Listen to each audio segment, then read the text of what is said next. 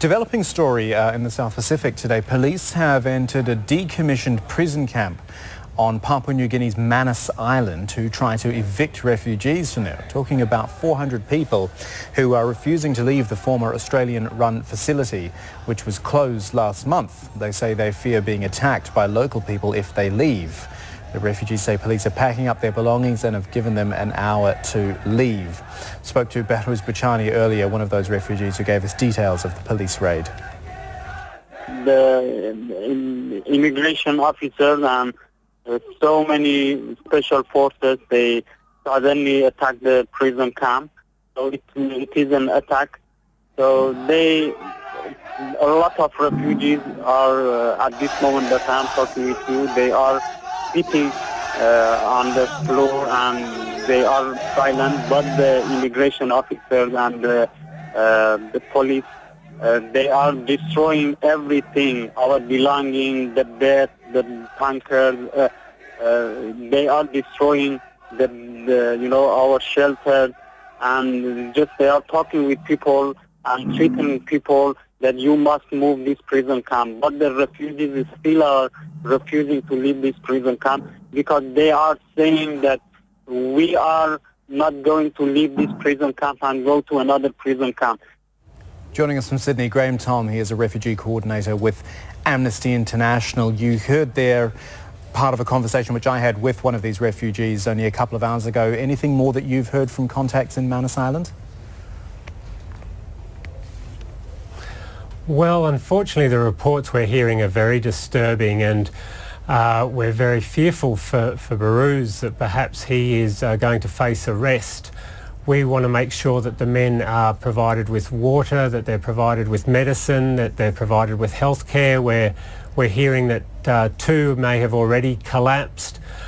So we want to make sure that these men are actually treated humanely, and that we don't see excessive force used to move these men to conditions that are essentially very close to the locals and where they fear for their safety. Yeah, can you expand on that for us? Because if the Australian government decommissioned this facility and now wants to move the refugees, where does it want them to go? To what? It's an island. Well, that's right, but at the moment the centre they're on is on the naval base, and so it's a fair way away from the main town. So the men feel much safer there because a number have been attacked in the last few months by locals, serious attacks with machetes. We've had men who've had their skull fractured.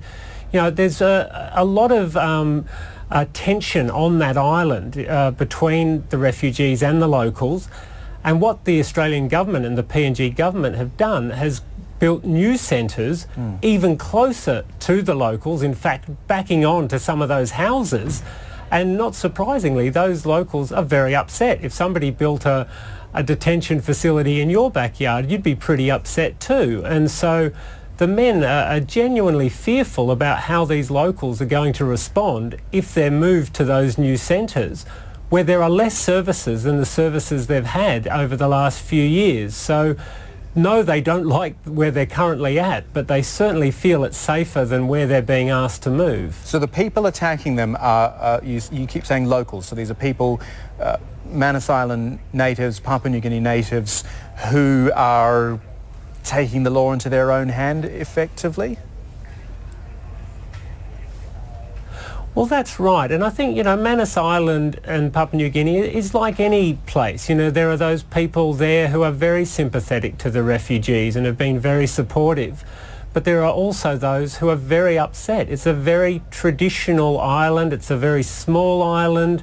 They have had cultural practices there that have not changed for centuries. And to put, 600-700 men into a community, the main town is only 4,000-5,000 people, has created a lot of tension. And the way that people resolve tension in PNG is often by force, and that's what we've seen in these recent attacks on the refugees.